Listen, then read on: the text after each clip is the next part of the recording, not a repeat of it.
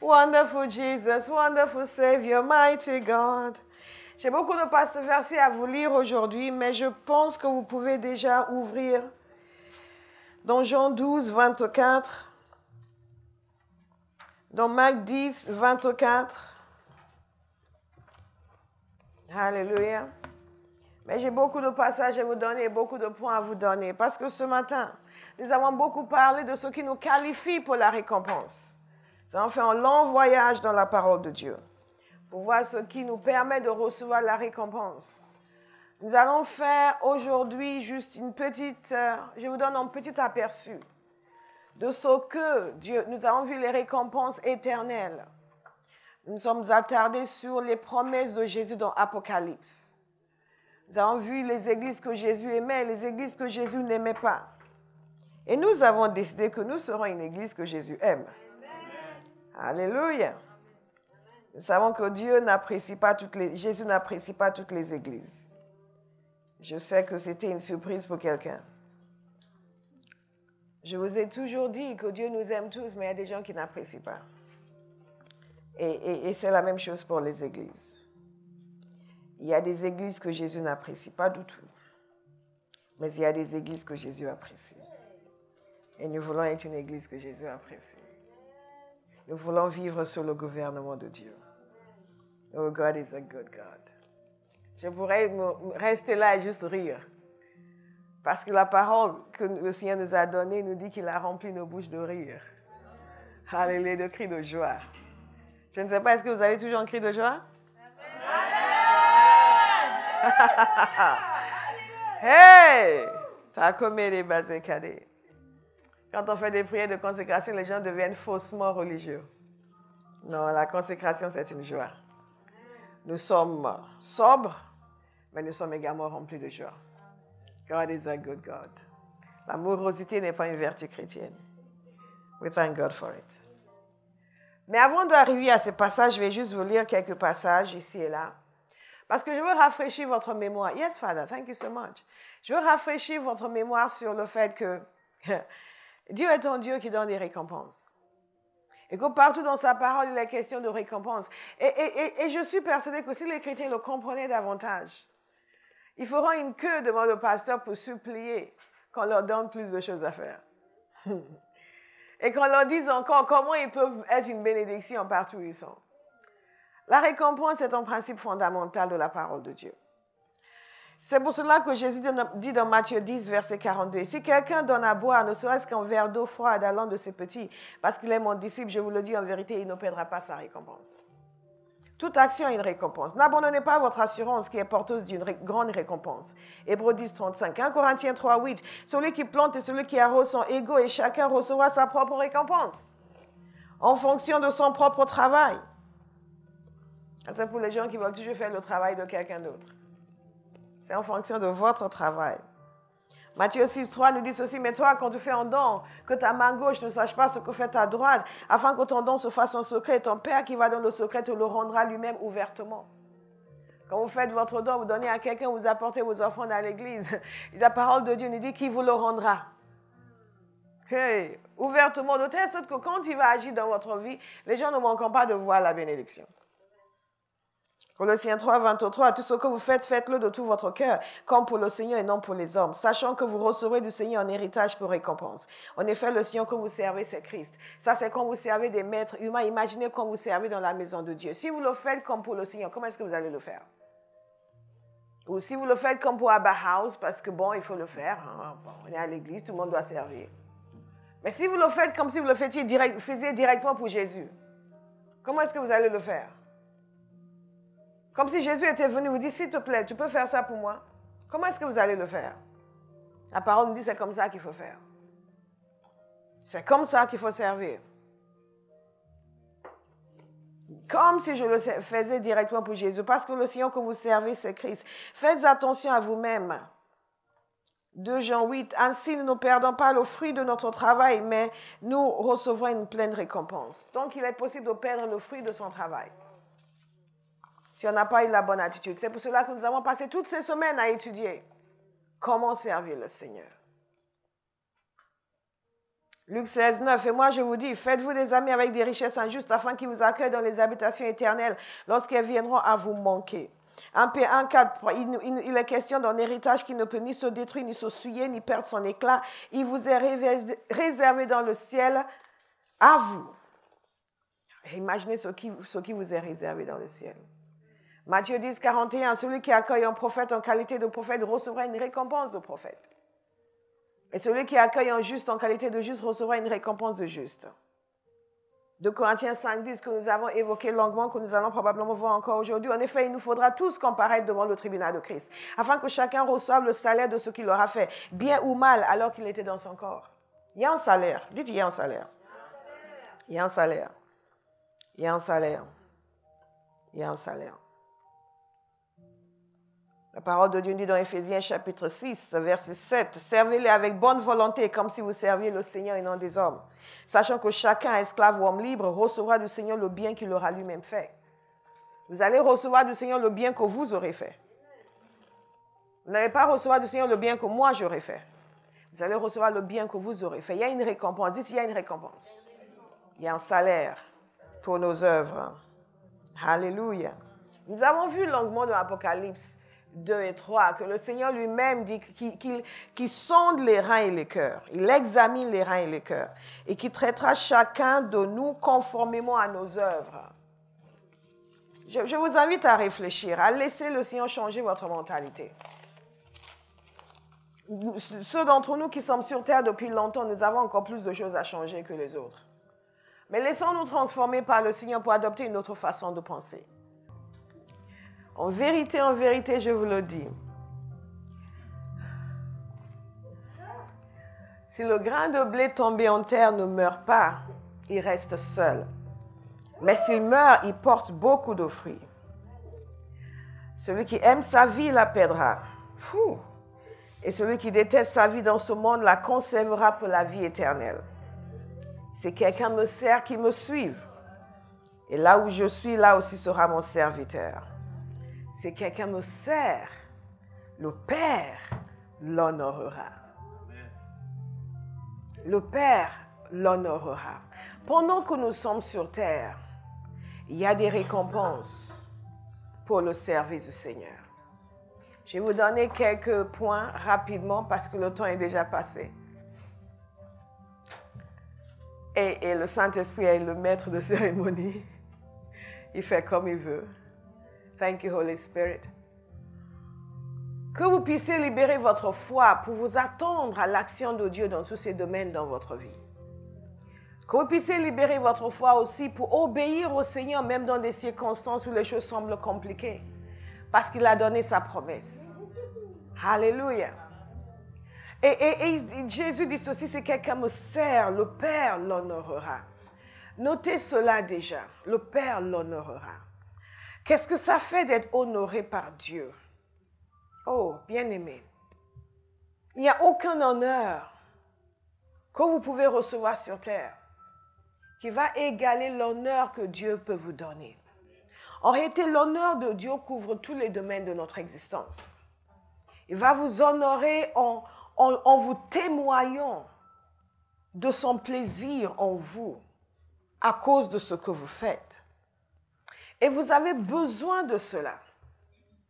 Parce que Dieu veut souvent tester nos cœurs pour savoir si c'est pour lui ou c'est pour notre gloire.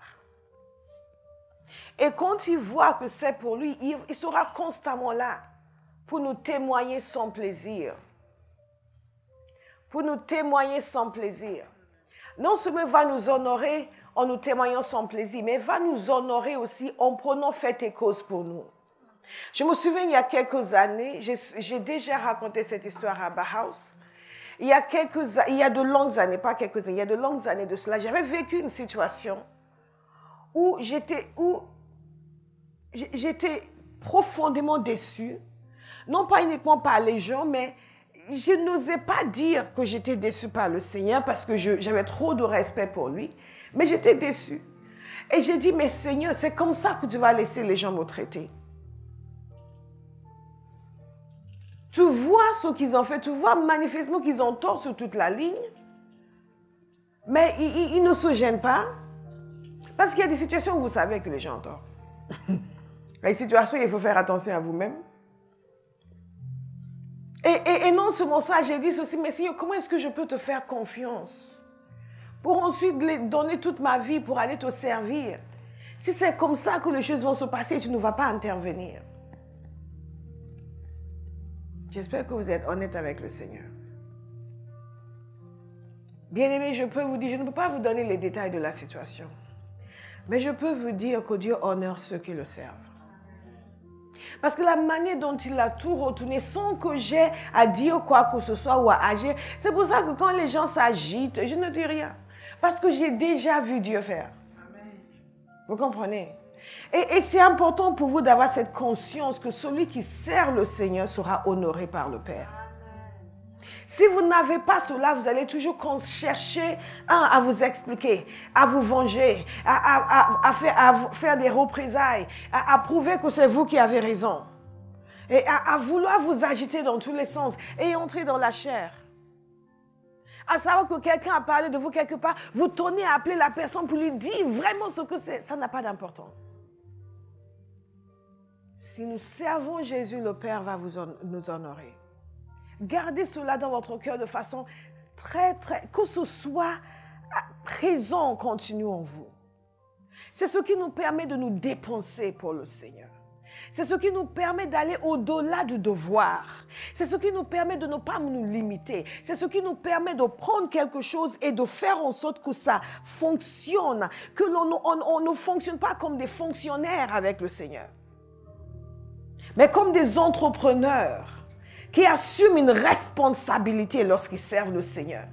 Ils assument une responsabilité pour que l'œuvre qu'il leur est confiée fonctionne, quel que soit ce que ça va leur coûter. Pourquoi? Parce qu'ils savent que ce n'est jamais perdu.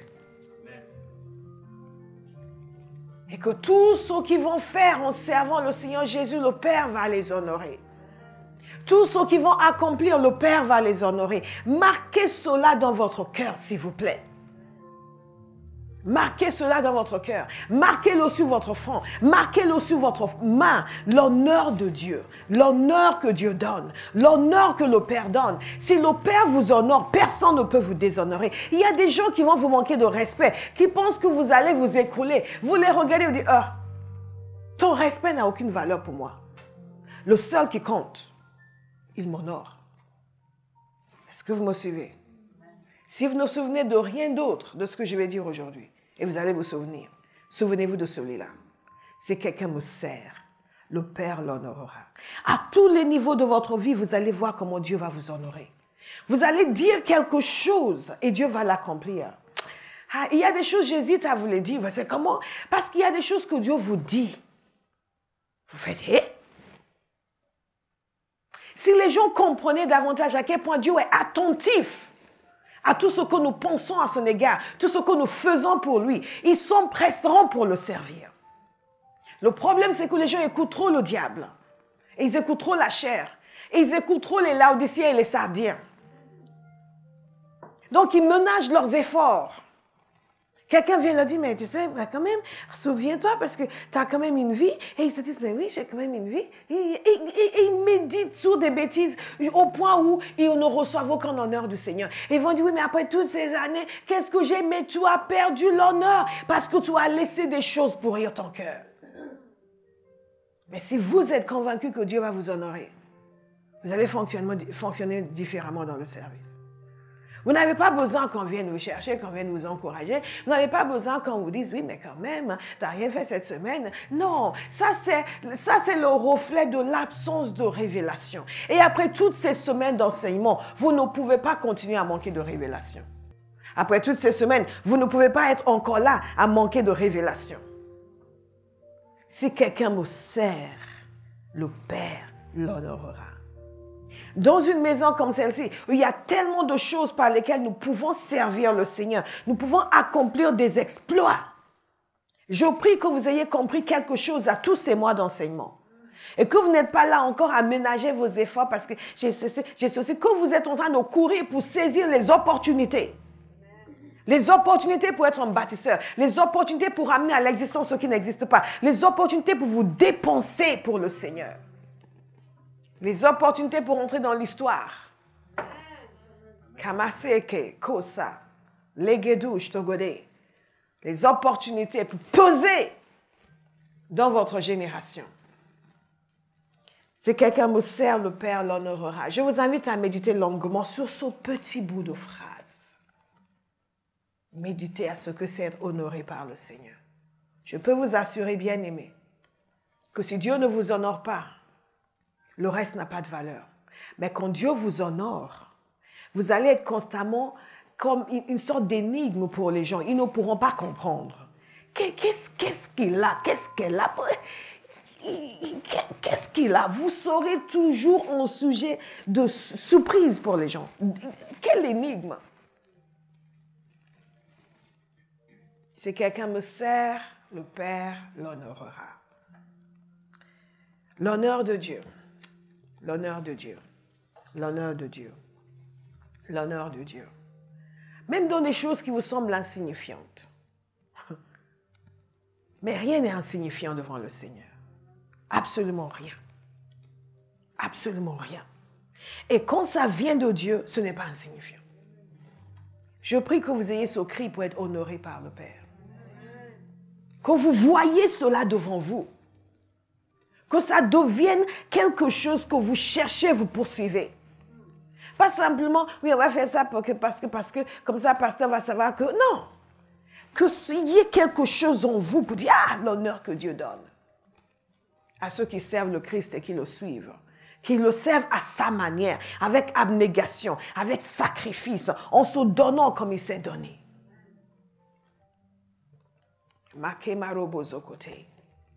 La deuxième chose que vous pouvez noter, c'est la multiplication.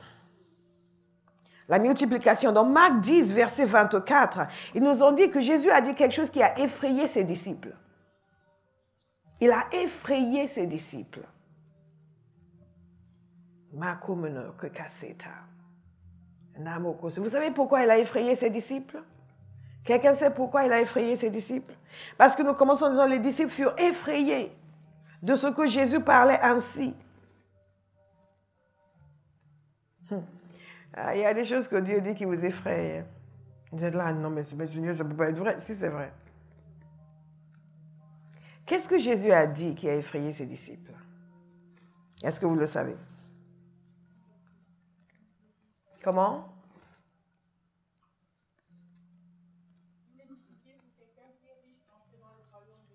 Exactement.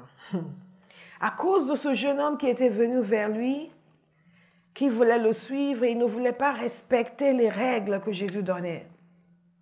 Il ne voulait pas faire les choses à la manière du Seigneur. Il voulait faire les choses à sa manière, comme nous, souvent, lorsque nous servons le Seigneur. Nous voulons le faire comme ça nous arrange, à notre manière, à notre convenance. Et quand nous voyons que ce n'est pas comme cela, nous partons assombris et attristés. Que je ne peux pas faire à ma manière. Je dois me plier à des règles, je dois me plier à des exigences.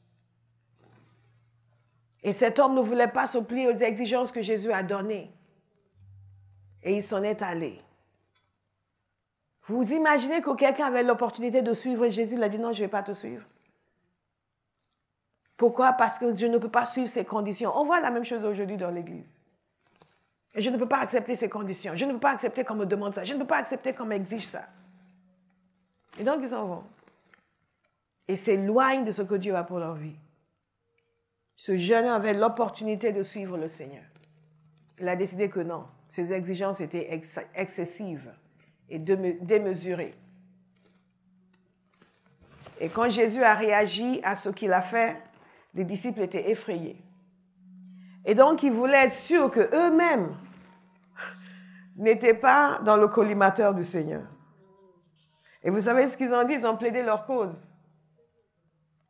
Vous voyez, souvent, c'est là quand quelqu'un se comporte mal, les autres tout plaident leur cause. Moi, je ne suis pas comme ça. Hein? Oui, mais nous, on n'est pas... Les disciples furent effrayés de ce que Jésus parlait ainsi. Il reprit, mes enfants, qu'il est difficile à ceux qui se confient dans les richesses d'entrer dans le royaume de Dieu. Il est plus facile à un chameau de passer par un trou d'aiguille qu'à un riche d'entrer dans le royaume de Dieu. Les disciples furent encore plus étonnés. Ils ont dit les uns aux autres, j'imagine que certains d'entre eux étaient riches peut-être. Ils ont dit les uns aux autres, qui donc peut être sauvé? Jésus les regardait et dit, aux hommes, cela est impossible, mais non à Dieu, car tout est possible à Dieu. Alors Pierre lui dit, écoutez attentivement, et souvent, nous nous posons ces questions. Et le Seigneur sait que nous posons ces questions. Et souvent, les gens nous posent ces questions. Souvent, les gens nous ridiculisent. Les gens nous demandent ce que nous gagnons. Les gens disent, tu passes tout ton temps à faire ça? C'est ça qui va payer ton loyer? Tu passes tout ton temps avec ça? C'est avec ça que tu vas payer tes études? Combien est-ce qu'ils te payent? À part le fait que nous sommes tous débiteurs du Seigneur. Il n'y a aucun service que vous pouvez rendre à Bahas qui va égaler la bénédiction que vous avez reçue. Absolument aucun. Si vous passez 24 heures sur 24 à travailler pour l'Église, ce n'est rien par rapport à la bénédiction que vous avez reçue ici. Soyez-en convaincus. Moi, j'en suis convaincu. Mais donc, personne ne peut se dire, oui, mais c'est trop, c'est trop, c'est trop. Bon, ok. Arrête et nous aussi, on va retirer toutes les grâces que tu as reçues ici. Comme ça, on est quitte. N'est-ce pas? C'est une bonne équation, toi qui as fait les maths. Donc, regardez ce que Jésus leur a dit. Je veux que quelqu'un soit encouragé ce matin. Et que vous méditiez souvent ce verset. Que vous disiez que vous ayez votre temps de danse seul. Parfois, on voit les gens sur Facebook qui dansent seuls chez eux.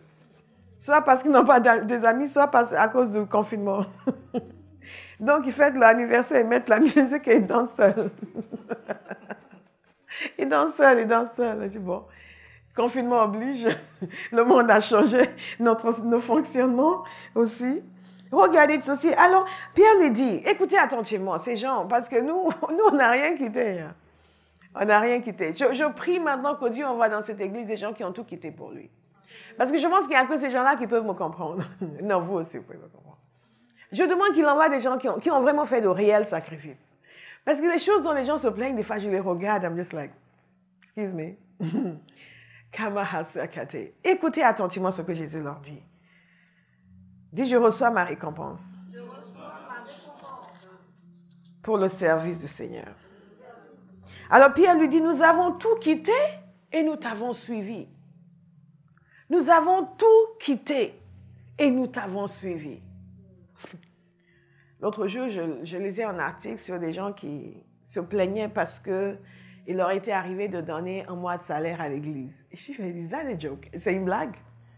Les gens se plaignent parce qu'ils ont donné un mois de salaire à l'église. Mais quel type de chrétien est-ce que nous sommes? Jésus nous a donné sa vie. Il nous a sauvés de l'enfer. Et c'est probablement des gens qui sont arrivés dans cette église complètement paumés et qui ont été délivrés de toutes parts, qui ont reçu la capacité d'être victorieux dans la vie et qui maintenant se plaignent parce qu'ils ont donné un mois de salaire à l'église. Mais quelles sont nos valeurs en réalité? Et si Dieu devait nous facturer pour tout le bien qu'il nous faisait, nous serions endettés pour l'éternité. Nous sommes déjà endettés. Mais là, ça va être dans le sens négatif. Et il faut que nous ayons une bonne manière de penser aux choses. Il y a des gens qui ont abandonné leur carrière, tout, pour travailler pour le Seigneur gratuitement et votre vie a été bénie. Et donc, pour vous, c'est trop pour vous de donner un mois de votre salaire. Pas pour la personne, pour l'Église.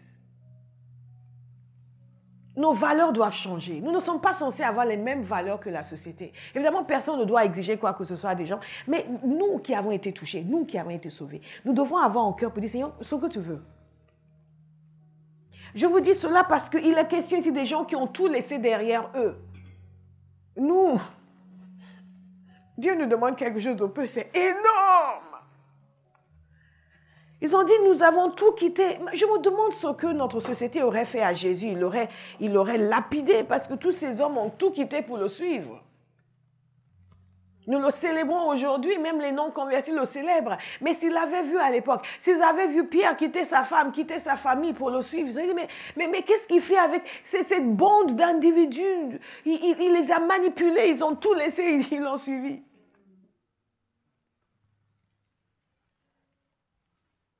Tu dis, oui, mais il y a un lavage de cerveau. Comment Matthieu a pu abandonner sa carrière florissante de percepteur d'impôts. Vous vous rendez compte, même de nos jours, les percepteurs d'impôts sont des gens du fisc sont des gens bien. Et Matthieu, il a laissé toute sa richesse, son milieu, tout derrière lui, et il a suivi Jésus en marchant partout. Les gens devaient se dire, mais il est fou, mais qu'est-ce qu'il leur fait boire? Mais il y a une manipulation, il y a un lavage de cerveau, mais c'est incroyable, il faut faire une enquête sur ce Jésus de Nazareth. Mais comment est-ce qu'on permet ces choses de nos jours?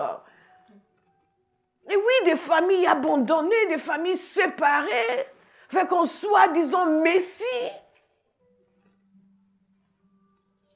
J'essaie de replacer les choses dans notre contexte parce que nous avons une autre façon de voir. Nous ne comprenons même pas que notre vision n'est pas biblique. Nous avons la même vision que les gens de notre siècle. Et les petites choses nous semblent énormes. Et Pierre a dit au Seigneur, mais nous avons tout quitté et nous t'avons suivi. Remarquez que Jésus n'a pas dit c'est faux. Jésus qui sait tout. Il n'a pas dit, Pierre, tu n'as pas tout quitté, arrête de mentir.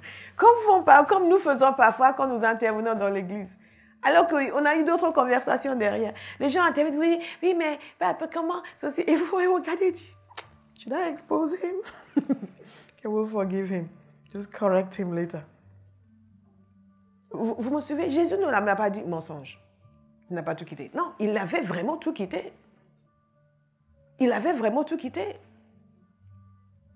Ce sont les gens qui sont nos exemples.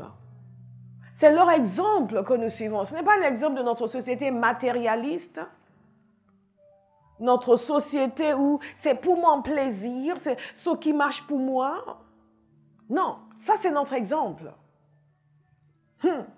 Nous avons tout quitté. Dites, il y a une récompense. Il y a une récompense. Il y a une récompense. Nous avons tout quitté. Nous avons tout quitté. Nous avons tout quitté. Nous avons tout quitté. Nous avons tout quitté. Nous avons tout quitté. Nous avons tout quitté. Tout. Nous avons tout quitté.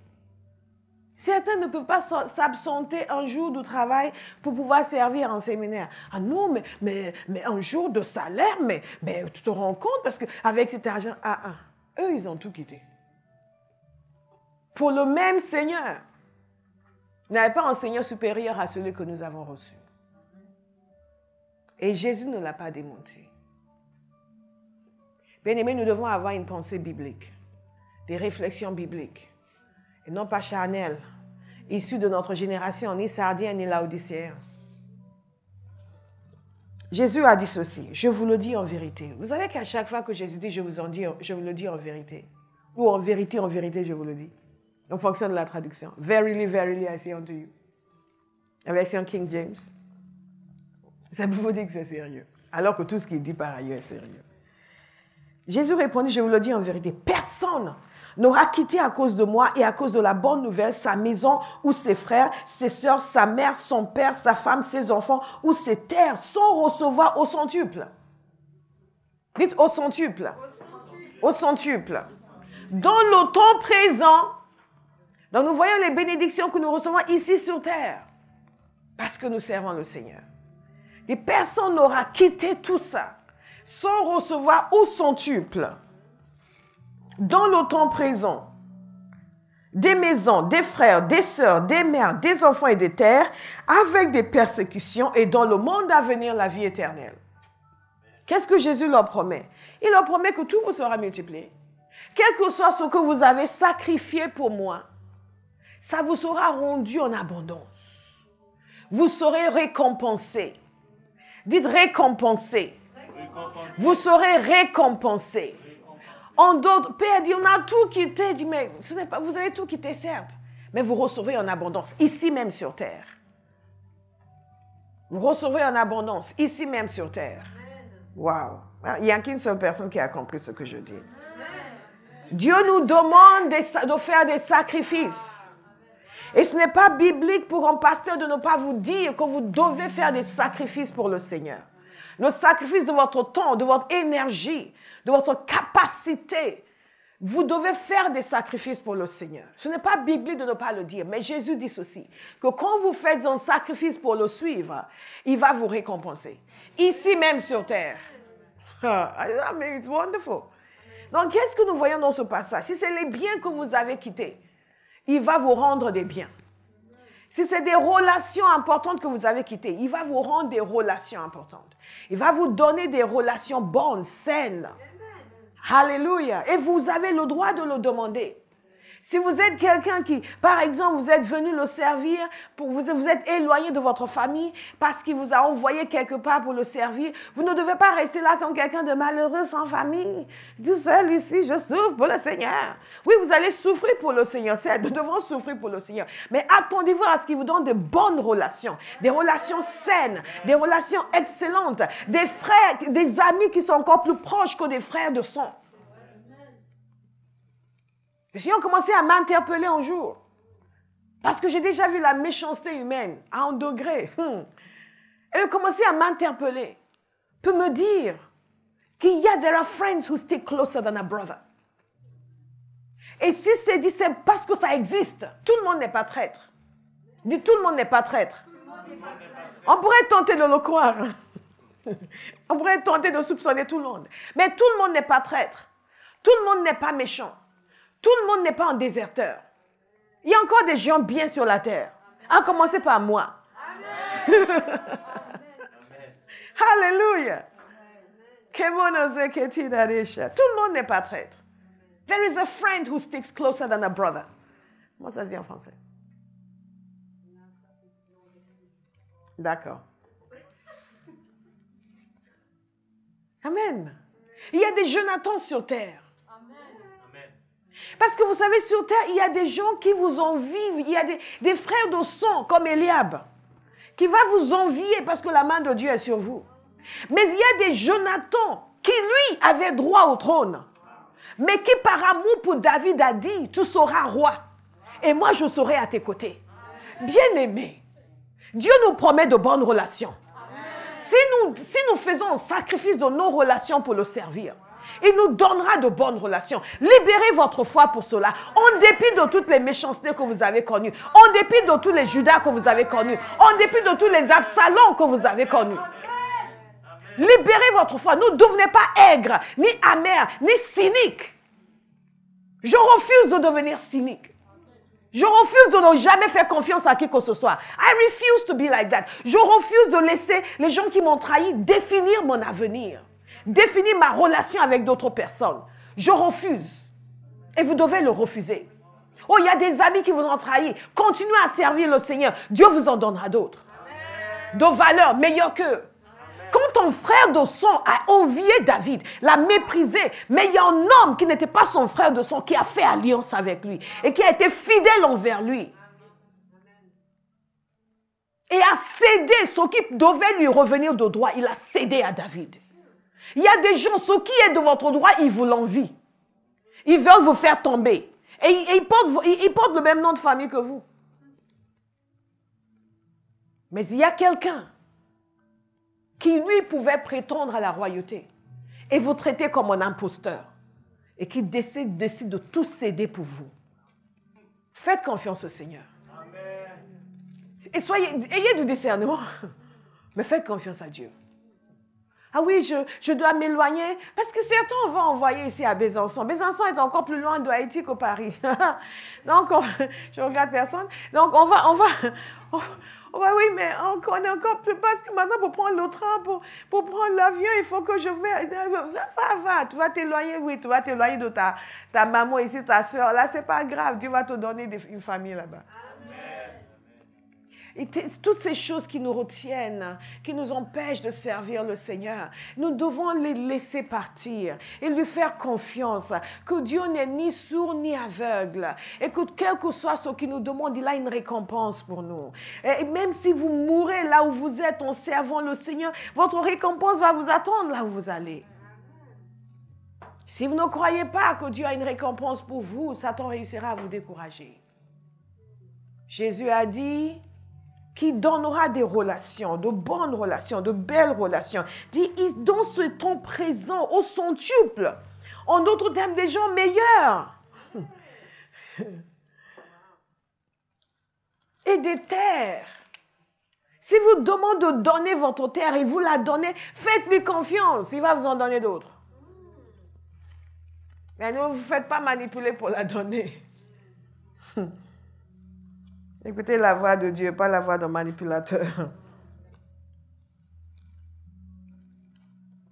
En d'autres termes, si je libère mes biens pour lui, j'en recevrai au centuple. Et on dit, on peut, avec des persécutions. C'est là où le bas blesse. Les gens veulent juste les bénédictions, mais sans les persécutions. Il nous a déjà prévenus. Avec les persécutions. Parce que les persécutions, il y en a sur terre. Et le chef de tout, c'est la vie éternelle. Alléluia. Je trouve que dans ce domaine de relations, les gens sont très affectés et l'ennemi utilise cela pour les déstabiliser. Vous avez un ami qui ne veut pas s'engager pour le Seigneur et vous ne voulez pas le laisser. Vous préférez laisser Jésus. Dieu vous envoie quelque part. Vous avez un ami qui dit, si tu vas là-bas, ben, on ne va pas se marier et vous n'y allez pas pour lui faire plaisir. Non, Dieu a mieux que lui.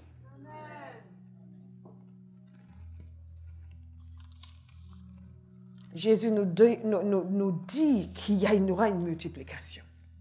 Quelle que soit la chose que nous avons laissée pour pouvoir l'honorer et le servir, nous recevrons au centuple. Et il dit dans le temps présent, mais quelqu'un doit avoir la foi. Quelqu'un doit libérer sa foi et cesser de pleurnicher et se plaindre. C'est pour ça que beaucoup de gens ne reçoivent pas la récompense que le Seigneur a pour eux.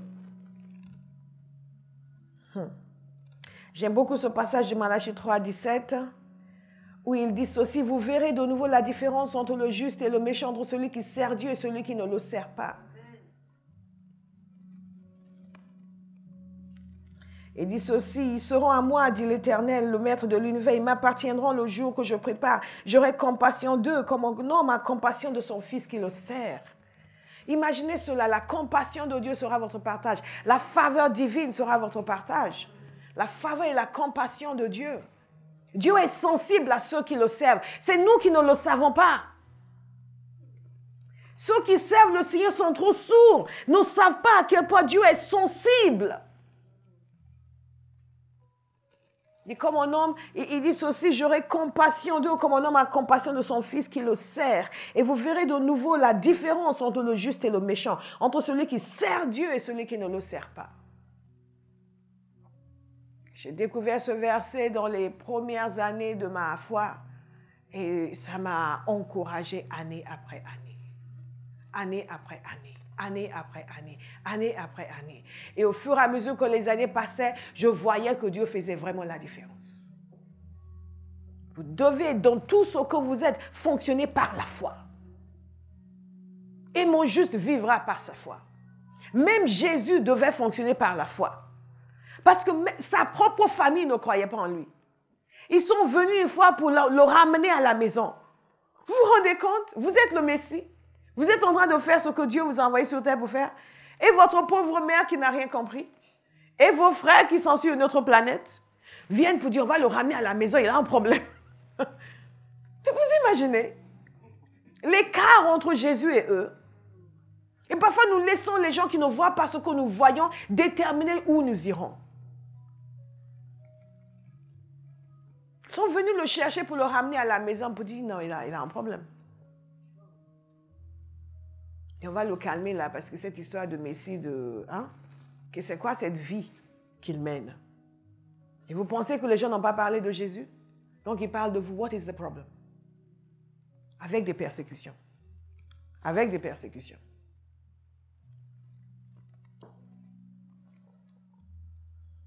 Il y a une chose dont je vous parle souvent, et c'est l'approbation de Dieu. Matthieu 25, 23 nous dit ceci. Nous avons étudié ces passages longuement. Son maître lui dit, c'est bien, bon et fidèle serviteur.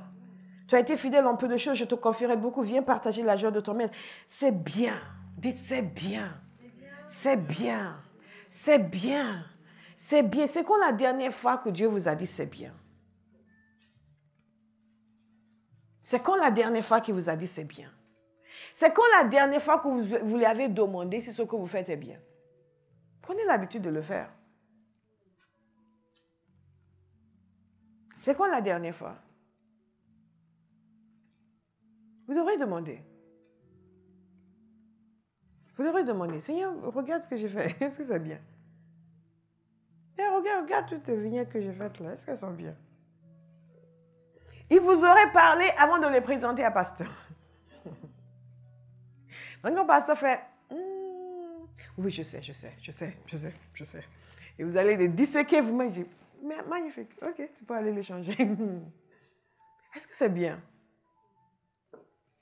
Au lieu de dire comme certains que je nommerai pas, disaient pendant longtemps, si pasteur valide, comme si c'est pasteur l'obstacle. Ça va très bien, c'est elle qui est difficile. Non, c'est que c'était pas bien. Dites, c'est bien. Je veux l'entendre. Je veux l'entendre tous les jours. L'approbation de Dieu. Notez-le bien aimé, l'approbation de Dieu.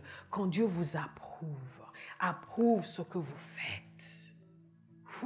Nous avons vu Jésus dans Apocalypse approuver certains et désapprouver certains. Ou dans certains cas, approuver certaines choses et ne pas approuver les autres.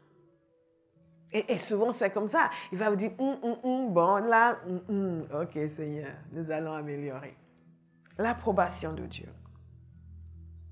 Et un autre point qui ressort de ce court passage, vous connaissez l'histoire, j'ai fait 2 messages sur ces paraboles similaires. Et autre chose qui ressort de ce court passage, c'est la confiance de Dieu. La confiance de Dieu. Ça, c'est une des récompenses que nous recevons lorsque nous le servons fidèlement, pendant que vous êtes sur terre. Beaucoup de gens ont une relation conflictuelle avec le Seigneur. Certains ont une relation de supplication en continu avec le Seigneur. Peu de gens réellement ont une relation de confiance. Pas où ils font confiance à Dieu, mais où Dieu leur fait confiance.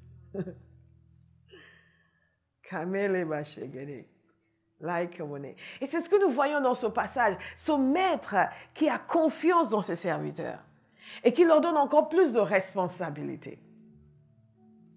Parfois, vous voyez des gens qui savent qu'il y a un appel sur leur vie et qui veulent commencer à enseigner, qui veulent commencer à prêcher, mais ils n'ont pas manifesté quoi que ce soit qui vous amène à avoir confiance en eux.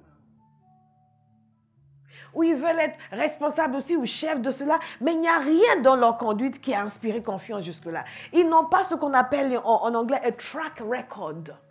Il n'y a pas d'historique de fidélité. Il n'y a pas d'historique de sérieux. Il n'y a pas d'historique de rigueur. Vous savez, quand on veut faire la promotion au sein de l'entreprise, on regarde votre record. Je parle anglais que de l'anglais. J'ai prêché en anglais parce que là, it's beginning to be complicated. Complicated.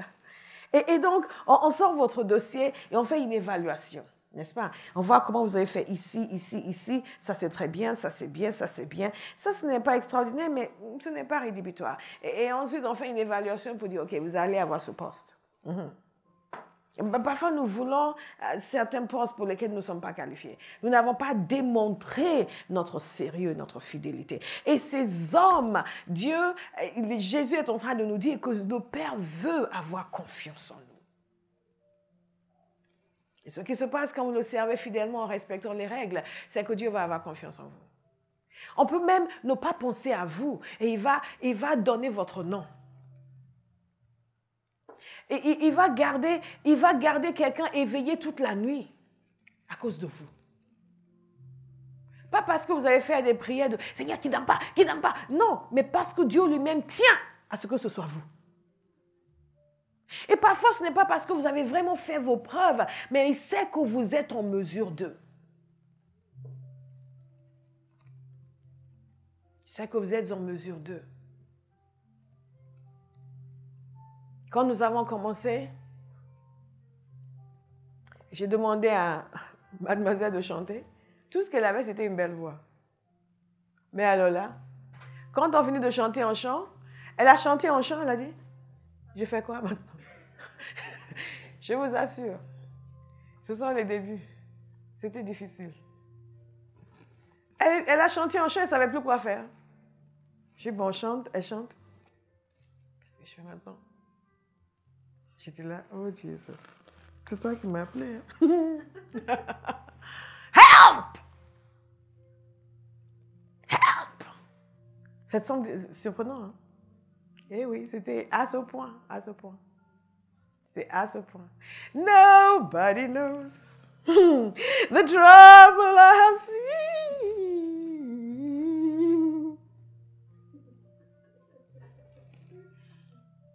Hallelujah.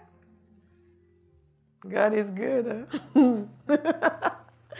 Vous ne direz pas aujourd'hui qu'elle ne me laisse même pas chanter. Hein? Elle chante, elle a changé. Hey, what are you doing behind me? Plus de responsabilité. Dites plus de responsabilité. Dieu va vous faire confiance. Dieu va vous faire confiance. Moi, j'aimerais que nous soyons une église où personne ne fait du lobbying. Vous vous présentez. Si on demande aux gens de se présenter, vous n'allez pas vous cacher. Vous dites, oui, mais moi, je ne vais pas parce que si on me demande... Ça, c'est une fausse humilité. Dieu a dit de ne pas demander, on ne va pas demander. Vous allez voir dans 10 autres jours, j'ai raté une opportunité. Mais que nous soyons une église où les gens sont conscients du fait qu'il faut faire ses preuves. Même si vous êtes la fille aînée du pasteur, vous devez faire vos preuves. Track record. Et Dieu nous promet encore plus de responsabilités. Il vous met dans une entreprise. Vous faites un travail sérieux. Et à un moment donné, ils vont faire la promotion et disent non, il ne met pas votre nom. Vous allez régler ça avec le Seigneur. Si lui a confiance en vous, il va faire en sorte qu'eux ont confiance en vous. La confiance du Seigneur. Bien-aimés, ne sous-estimez pas cela. Tout le monde a l'amour de Dieu. Tout le monde n'a pas sa confiance. Et nous pouvons l'avoir, tout en étant ici sur terre. Détrompez-vous, ce n'est pas parce que nous ne sommes pas encore parfaits. L'église de Philadelphie n'était pas parfaite. Mais Jésus avait confiance en eux. Jésus les a approuvés. Il était content d'eux. Et ici sur terre, ils ont bénéficié de cette confiance du Seigneur. Ils ont bénéficié de ce plaisir du Seigneur. Ils ont bénéficié de cette approbation de Dieu. Ce sera votre témoignage aussi. Alléluia. Notez ceci, il y a une provision matérielle pour les gens qui servent le Seigneur. C'est une des récompenses qu'il donne. Il a dit, cherchez premièrement le royaume de Dieu. Et le reste vous sera ajouté. Pas le reste probablement, mais vous sera certainement ajouté. Dites certainement. Certainement. Certainement. Certainement. Dites, arrêtez de vous inquiéter pour ces choses. Ce sont les autres qui cherchent cela, mais votre Père Céleste sait que vous en avez besoin. Recherchez d'abord le royaume et la justice de Dieu. Tout cela vous sera donné en plus. Un des moyens que je sais pour rechercher le royaume de Dieu, c'est le servir. Gagner des âmes. Œuvrer pour Dieu. Se dépenser pour le Seigneur. Il dit, tout le reste vous sera ajouté. Vous avez le droit de demander. Père, tu as dit. Donc je sais que. Père, tu as dit. Donc je sais que. Et souvent, lorsque nous demandons, nous avons parlé de notre libéralité. Ça, c'est aussi un des principes de service. Nous servons le Seigneur avec ce qu'il nous a donné. Et par cela, nous pouvons aussi nous attendre à ce qu'il honore sa parole nous concernant. Nous ne demandons pas simplement des choses à Dieu sans faire ce qu'il nous demande de faire. C'est clair? C'est clair? C'est clair pour tout le monde? Vous avez besoin d'être guéri. Je donne un exemple qui n'a rien à voir avec le service. Vous avez besoin d'être guéri. Vous restez dans votre lit et dites, bon, Dieu va me guérir s'il veut me guérir. Vous savez que la plupart des gens qui sont comme ça ne sont jamais guéris. 99,9%. On dit, ben voilà, c'est que la guérison n'est pas pour aujourd'hui. Parce que sinon, il m'aurait guéri. Il y a quelque chose à faire. S'il y a une exhortation que je veux vous donner, c'est faites ce que vous êtes censé faire. Et Dieu fera ce qu'il est censé faire. Mais c'est important pour vous de savoir ce qu'il a promis de faire. Donc, il promet la provision matérielle. Il promet aussi de répondre à nos prières. Jésus dit, vous êtes mes amis si vous faites ce que je vous commande. Ce qui veut dire que beaucoup de gens qui disent qu'ils sont l'ami de Dieu ne sont pas vraiment ses amis. Parce qu'ils ne font pas ce qu'il commande. Mais il y a un passage à la fin de cela où il dit ceci. Ce n'est pas vous qui m'avez choisi. Non, c'est moi qui vous ai choisi. Je vous ai donné mission d'aller, de porter du fruit. Dites, il nous a donné mission.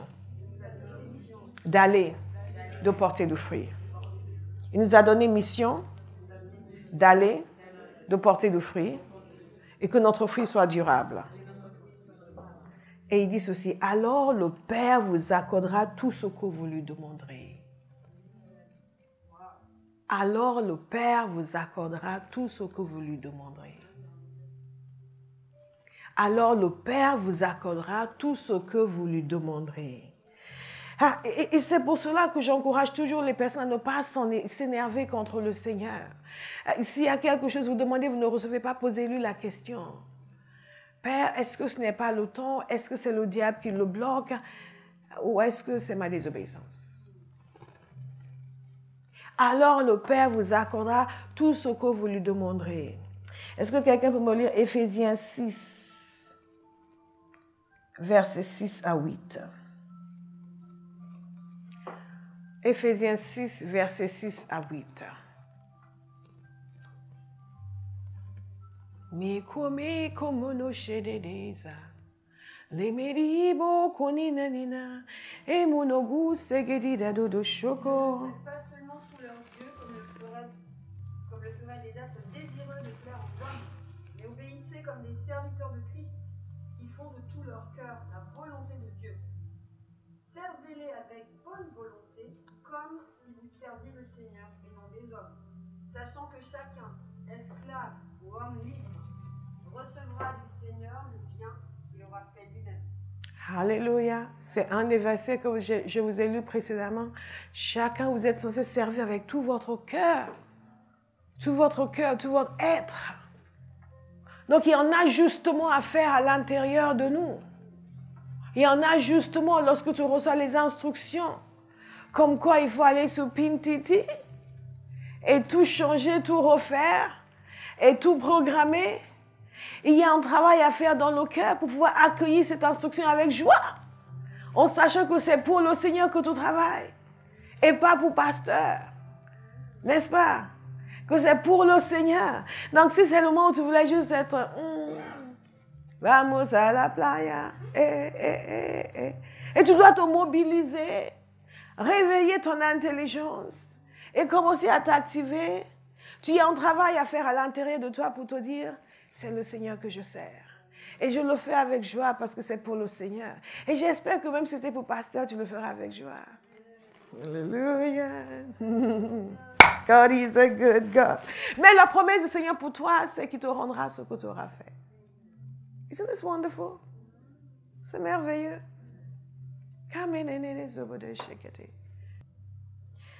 Vous savez, Exode 23, 25 nous montre qu'il y a une panoplie de bénédictions et de bonnes choses auxquelles nous pouvons nous attendre lorsque nous servons le Seigneur. Vous servirez l'Éternel, votre Dieu, et il bénira votre pain et votre eau. J'éloignerai la maladie du milieu de toi. Il n'y aura dans ton pays ni femme qui avorte, ni femme stérile. Je te donnerai une longue vie. Hey, isn't this amazing? Je vais le relire pour quelqu'un. Je vais devoir m'arrêter parce que bien m'a mis en timer. Et selon son timer, je dois m'arrêter maintenant. Est-ce que je peux avoir 5 minutes de plus? Amen. OK. Disons la vérité. Vous servirez l'Éternel, votre Dieu. Il n'y a que de bonnes choses. Je ne vous dis que de bonnes choses ce matin. Je ne vous dis toujours que de bonnes choses. Et ce matin, c'était vraiment délicieux. Vous servirez l'Éternel, votre Dieu, et il bénira votre pain et votre eau. Vous savez qu'au ciel, vous n'avez pas de pain et d'eau. Donc ça, c'est une bénédiction terrestre. C'est une récompense terrestre. Alléluia. Il bénira votre pain et votre eau. J'éloignerai la maladie du milieu de toi. Quand Dieu parle de bénir votre pain et votre eau, ce n'est pas simplement nous prions sur le repas. Non. Le pain représente votre vie. Le pain, c'est la nourriture. Et l'eau, entre ces deux éléments, vous avez tout ce qui constitue les besoins de votre vie. Votre nourriture sera bénie. Tout ce que vous avez sera béni. Il dit aussi, je bénirai votre pain et votre eau, et vous ne manquerez pas. Ça, c'est aussi l'abondance. Et il dit aussi, j'éloignerai la maladie du milieu de toi. Il y aura, vous vous souvenez de Ézéchias qui était malade, qui allait mourir? Même le prophète a dit, tu vas mourir. Dieu l'a envoyé pour dire, Ézéchias, mets tes affaires en ordre, tu vas mourir. Et Ézéchias dit, Seigneur, Je suis un adorateur. Si je meurs, qui va te louer? J'aime les gens comme ça. Et une fois, quelqu'un nous avait taxé. Oui, mais finalement, il a fait des bêtises avant de mourir. Eh bien, tu peux aller accuser Dieu parce que c'est Dieu qui l'a laissé vivre. Soi-disant, ce n'était pas un bon exemple pour la guérison divine, mais c'est Dieu qui l'a guéri. Qui es-tu pour contester sa guérison? Dieu savait ce qu'il allait faire. Il savait qu'il allait faire une bêtise. De toute façon, le sort de ce peuple était déterminé, avec ou sans l'erreur d'Ézéchias. Il voulait contester le fait qu'on ait souligné que Ézéchias a été guéri. Avec toutes les bêtises que vous avez faites dans votre vie, il avait tort de vous laisser l'être. Non, parce que les gens n'ont pas une bonne logique dans ces choses. Parce que Dieu a guéri Ézéchias et Ézéchias après a fait une bêtise. Il ne faut pas utiliser sa guérison comme exemple. Bien-aimé, vous en avez fait des bêtises dans votre vie. Donc Dieu aurait dû vous tuer avant.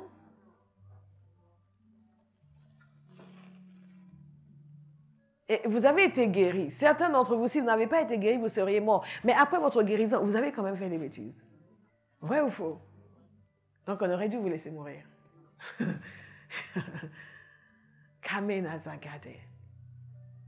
Si on dit ah oui, votre guérison n'était pas une bonne idée, finalement Dieu avait tort de vous avoir guéri.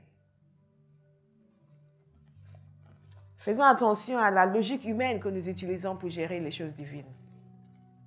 Regardez toutes ces bénédictions.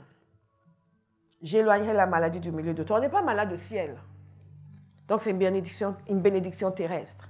Vous pouvez le dire, Père, tu as promis que si je te sers, tu vas éloigner la maladie. Donc je te remercie parce que cette maladie s'éloigne de moi. Alléluia. Ce n'est pas Seigneur, tu as quand même promis. Pourquoi je suis malade? Il n'y aura dans ton pays ni femme qui avorte, ni femme stérile, je te donnerai une longue vie. Je dis à toutes les femmes ici, vous allez vous marier. Ne vous attendez pas à ne pas avoir d'enfants. Hein. S'il n'y a aucune femme dans votre famille qui a un enfant, il y en a une certainement, votre mère, parce que vous êtes là.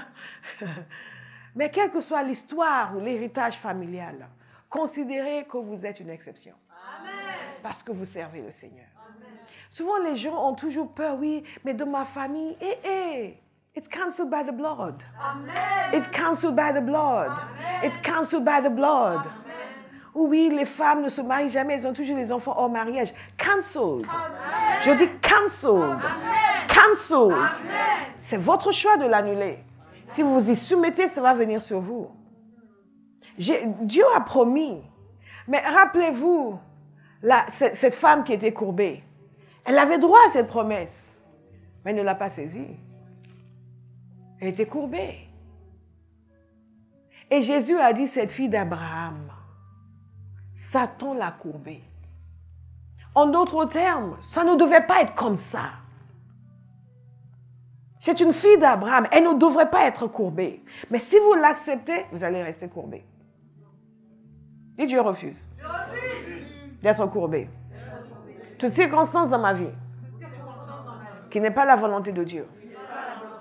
Je refuse. Je refuse. Au nom de Jésus. Au nom de Jésus. Au nom de Jésus.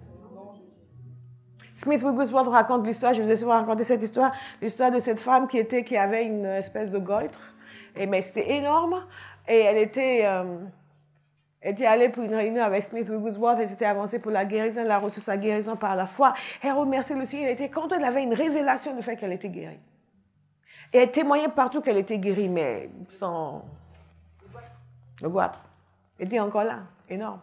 Mais elle était convaincue de sa guérison. L'année suivante, elle est revenue, elle a pris la parole, elle a témoigné. L'année dernière, ici, le Seigneur m'a guéri, les gens. Elle était toute contente. L'année suivante, elle est revenue encore pour dire, ah, il y a 2 ans ici, le Seigneur m'a guéri. Elle était contente. Et les gens lui ont dit, venez. Il faut que vous arrêtiez. Et là, on conseille d'arrêter de dire qu'elle était guérie, parce que ce n'est pas un bon témoignage, parce que tout le monde voit votre coup. Donc, dire que vous avez été guéri, ce n'est pas bien. Bien aimé, il y a des gens qui ont une révélation. Je prie que vous ayez une révélation de ce passage aujourd'hui. Et que vous cessiez de vous courber devant ce qui ne devrait pas être dans votre vie, dès lors où vous servez le Seigneur. Amen. Il y a une mentalité bizarre dans l'Église où les gens qui ne servent pas s'estiment supérieurs à ceux qui servent. Et pensent que ceux qui servent le font parce qu'ils n'ont pas d'intelligence. Et ils se laissent utiliser, ils sont bêtes. Et ils ne s'occupent pas de leur vie. Et les gens qui servent n'ont pas la sagesse, la révélation pour comprendre qu'ils sont vraiment bien lotis. Pour ces autres-là n'ont rien compris à la vie, mais absolument rien. Et saisir ce que Dieu leur a promis. Vous voyez des gens venir servir jusqu'à ce que Dieu les bénisse et les élève, et après ils deviennent ingouvernables. Mais quelque chose les attend dans l'avenir. Oh, sûr et certain. La parole de Dieu ne peut être violée. Cette femme, on l'a prise à part d'arrêter quand même, parce que ce n'était pas un bon témoignage.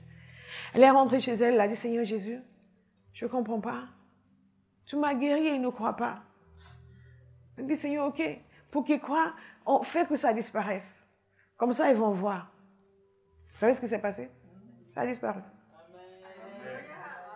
Et elle est retournée, elle a dit, le Seigneur m'a guéri. Ah, maintenant on voit que tu es guéri. Bien-aimés, vous devez pouvoir aller à contre-courant. Vous basez sur la parole de Dieu. Et aller contre ceux qui ne voient rien. La parole de Dieu nous donne des promesses extraordinaires. J'éloignerai la maladie du milieu de toi. Il n'y aura dans ton pays ni femme qui avorte, ni femme stérile. Pourquoi vous allez vous attendre à être stérile? Pourquoi vous allez vous attendre à ne pas avoir d'enfant? Pourquoi vous allez vous attendre à ce que votre premier enfant meure? Parce que dans notre famille, tous les enfants premiers meurent. Pas vous, ce n'est pas votre témoignage. Amen. Ce n'est pas la promesse de Dieu pour vous. Amen. Ah oui, mais tu sais, dans cette famille, les hommes, ils sont toujours étranges. Pas vous, pas vous. Vos fils ne seront pas étranges. Amen. Ils ne seront pas étranges. Ils vont avoir toute leur tête, une raison saine, et ils feront la volonté de Dieu. Il y a une récompense pour ceux qui servent Dieu. Il y a un serviteur de Dieu que beaucoup connaissent, et sa femme disait que quand leurs enfants étaient plus jeunes, son fils était ado, c'était en numéro. Et un jour, ils allaient quelque part pour annoncer l'évangile et son cœur était lourd pour lui. Et le Seigneur lui a parlé. Il a dit, ma miséricorde repose sur lui. Et vous savez, et ça lui a donné la paix. Et peu de temps après, il a mis de l'ordre dans sa vie. Il a confessé les choses qu'il faisait à son père. Dans la drogue, il servait certaines choses, mais la drogue, il ne savait pas. Et un jour, il a failli se faire prendre et il a dit, mais si je me fais prendre, ça va entrer dans les journaux, ça va affecter très négativement le ministère de mes parents, je ne peux pas leur faire ça. Et il a arrêté. Et c'est après qu'il s'est confessé à son père. Aujourd'hui, c'est un homme de Dieu. Mais le Seigneur a dit à sa mère, ma miséricorde repose sur lui. Et vous savez pourquoi cette miséricorde reposait sur ce garçon non méritant? À cause du service de ses parents.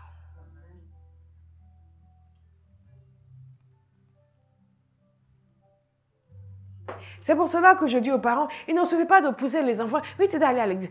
Non, vous, soyez un exemple. Amen. Soyez un exemple de consécration.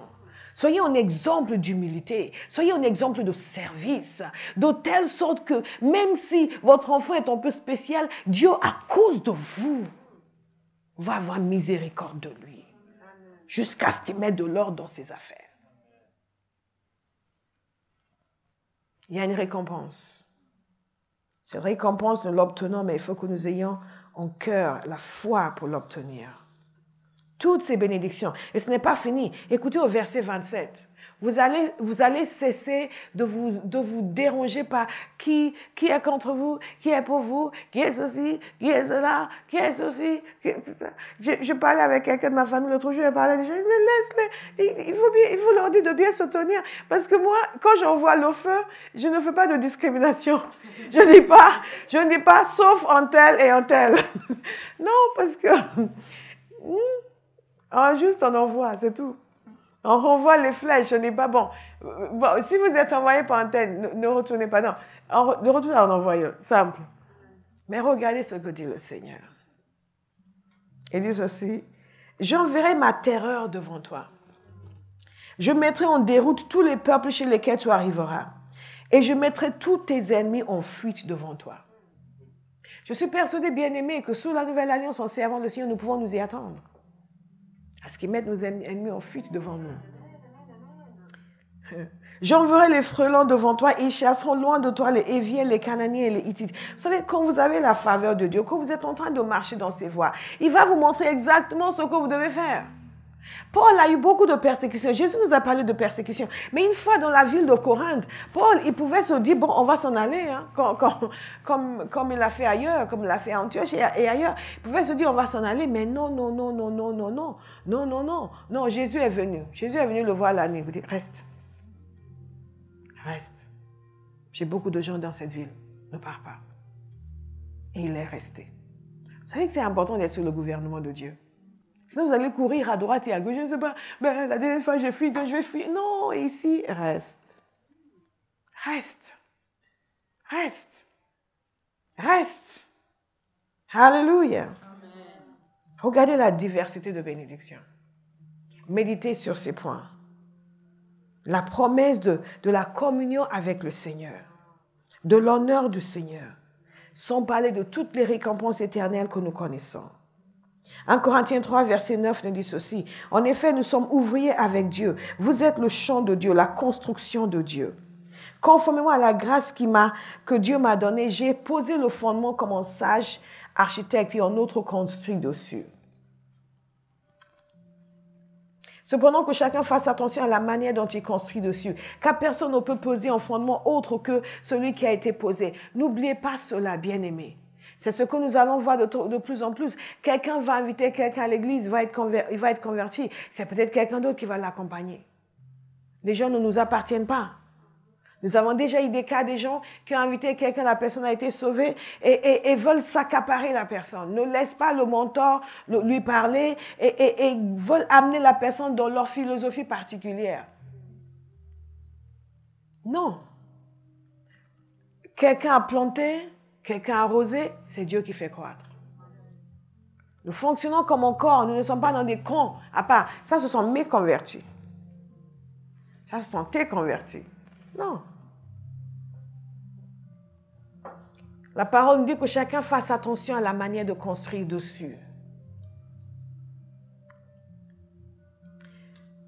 Que l'on construise sur ce fondement avec de l'or, de l'argent, des pierres précieuses, du bois, du foin ou de la paille, l'œuvre de chacun sera dévoilée. Le jour du jugement la fera connaître. Est-ce que ça ne vous fait pas un peu peur?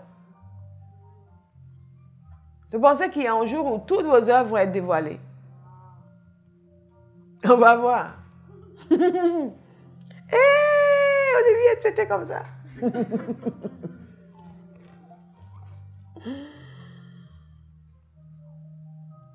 Car il se révélera dans le feu et l'épreuve du feu indiquera ce que vaut l'œuvre de chacun. N'oubliez jamais cela. Ce dont vous vous vantez, ce n'est pas ce qui intéresse le Seigneur. Les excuses que vous donnez, vous pouvez dire tout ce que vous voulez. Mais la parole de Dieu nous dit qu'on va voir ce que vaut l'œuvre de chacun. Et un jour, tout sera dévoilé. Si l'œuvre que quelqu'un a construite sur le fondement subsiste, il recevra une récompense. Si son œuvre brûle, il perdra sa récompense. Lui-même sera sauvé, mais comme au travers d'un feu. Chacun recevra sa récompense en fonction de son propre travail. Gardez cela à cœur. Gardez cela à l'esprit. Méditez constamment. Il y a d'autres versets, je ne veux pas tout vous donner, qui nous parlent de ce que Jésus fait pour nous ici sur terre. Il y a une dimension de communion avec le Seigneur qui est intensifiée lorsqu'on le sert. Parce que Dieu constamment nous témoigne son approbation. Sur ça, sa correction, sur ça. Quand vous venez présenter votre travail, vous-même, vous savez déjà ce que vous devez améliorer. Parce que le Saint-Esprit vous a déjà repris. Mais quand vous argumentez sur quelque chose qui est évident, vous montrez que vous n'écoutez pas le Saint-Esprit. Il m'est déjà arrivé de poser la question aux gens, tellement ils disaient, oui, mais tu as demandé au Saint-Esprit. Oui. Liar, pants on fire. Ça, c'est l'expression en anglais. Il y a certainement une version en français qui est tout aussi croustillante. Tout aussi drôle. God is a good God. Regardez comment nous sommes variés et Jésus nous aime tous. N'est-ce pas merveilleux? He even loves you. And he said it here. Can you imagine that? Il n'a pas eu honte de dire qu'il t'aimait en public. Hein? Il y a des gens qui ne veulent pas qu'on sache qu'ils te connaissent. Imagine that.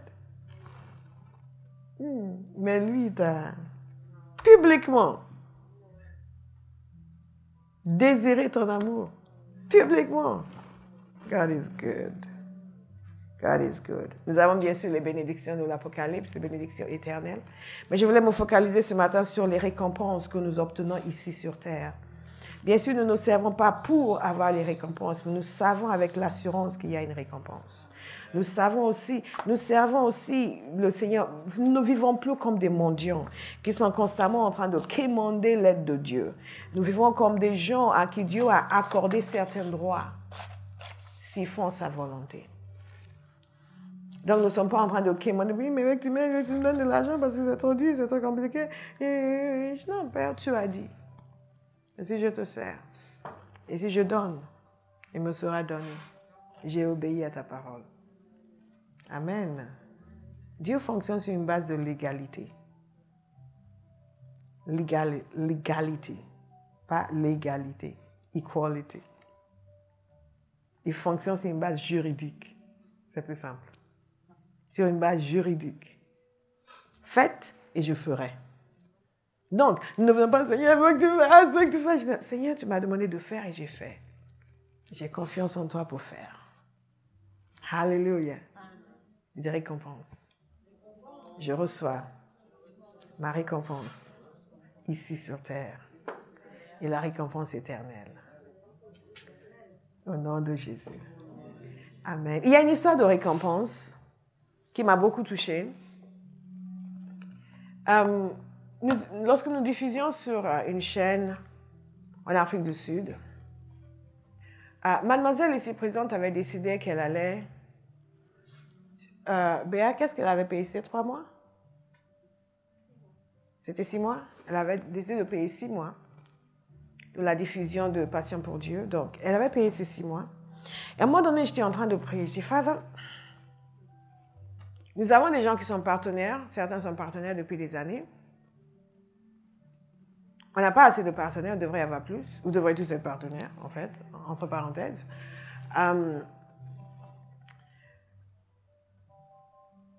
Et pour tous ceux qui nous suivent en ligne, devenez partenaires avec la compagnie Théophile. Qui participez à répandre la parole de Dieu dans les nations.